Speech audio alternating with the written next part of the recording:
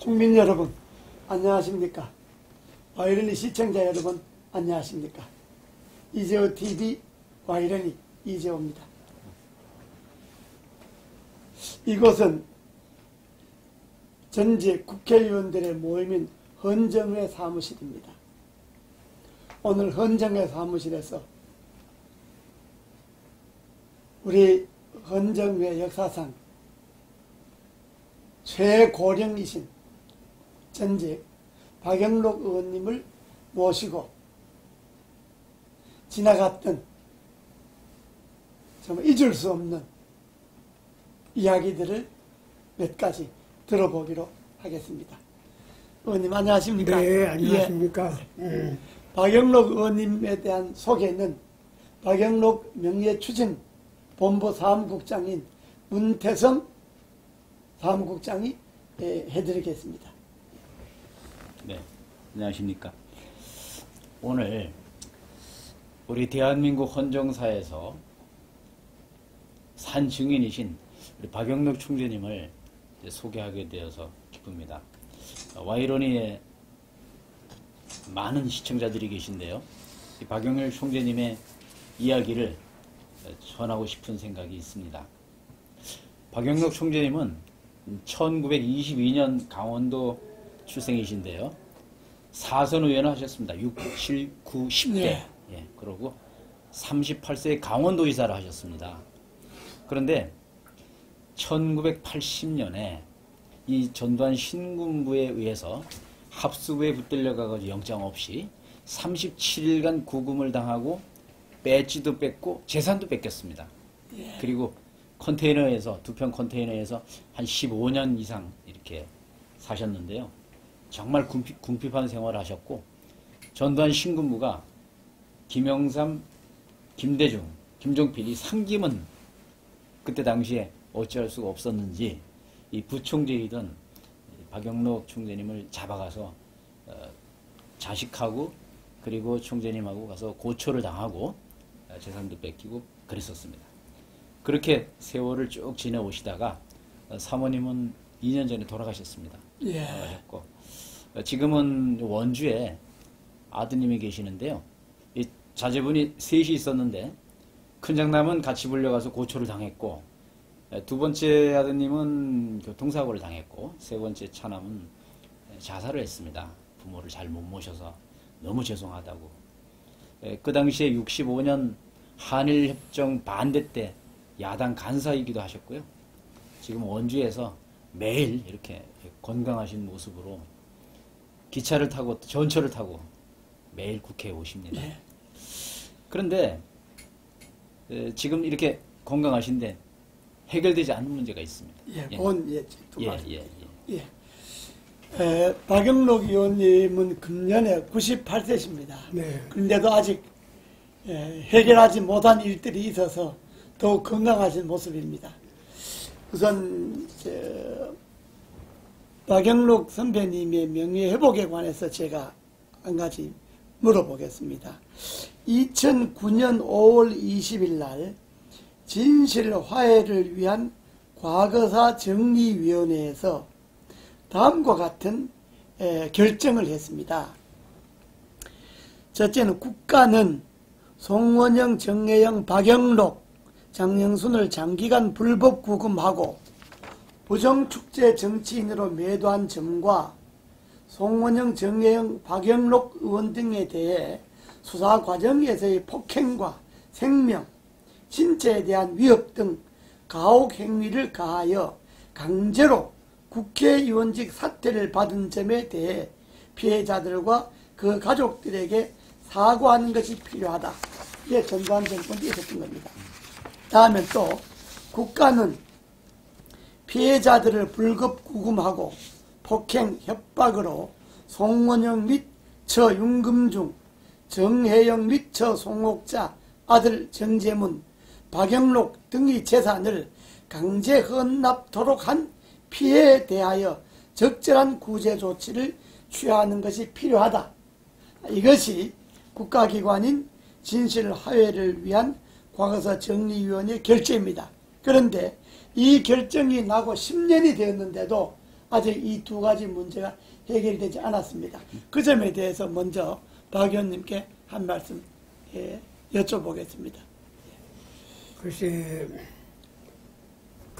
이러한 일을 당한 사람의 입장에서 본다면은 그 가혹행위를 했다든가 그 못된 짓을 한 그 사람들보다도 그러한 일을 갖다가 국가에서 밝혀가지고 이걸 시정해라 이렇게 명령을 했음에도 불구하고 그 명령을 듣지 않는 것은 못된 짓을 한 사람들과 조금도 다름이 없고 오히려 그 못된 짓을 한 사람들보다도 더 나쁜 사람들이 아니냐 이런 생각이 들 때가 있습니다. 네. 그러면 이 국민의 입장에서 누구를 믿고 사느냐 이거죠. 국가에 충성을 하고 국가에 올바른 일을 하게 되면 그 국가는 그 국민에 대해서 참 보호를 해주는 것이 당연한데 또 뭐 나쁜 짓을 하고 이래가지고 했다면 모르지만은 전혀 사실무근한 일을 예를 들면 재산이 너무 적다. 그럼 재산이 적다는 것을 국민이 알게 되면 어떡하냐? 이름이 청년 정치인이 돼가지고 딴 사람들은 재산이 다 있는데 이 사람만은 재산이 없다. 이렇게 되면은 오히려 선전을 해주는 결과가 돼. 그러니 이 사람은 재산이 많은 사람보다도 더 재산을 많이 만들어라. 그 재산이 없는 것을 만들려고 하는데 그걸 어떻게 만들어? 그러니까 이 못된 짓을 하는 이 사람들이 변호사를 돈을 주고 사가지고 그 변호사가 나 행세를 한다 이거요. 어떻게 행세를 하느냐? 나는 국회의원이 돼가지고 국민에게 충성을 하고 봉사를 하는 것보다도 내가 참 황금의 눈이 어두워서 엄청난 돈을 지불을 했으니 이 재산을 전부 국가에다가 헌납을 하겠다. 그럼 저의 경우는 그 당시에 뭐냐 할 것 같으면 5억 이상을 가진 사람들은 그거는 부정축제자니까 5억 이상 그 재산을 전부 내놔라. 그래서 김종필을 비롯한 그 당시에 참 그 국회의원 지낸 사람들이 다 거기에 해당이 돼서 그 재산을 내놨거든. 그런데 나는 5억이 아니라 6천만 원밖에 안 돼.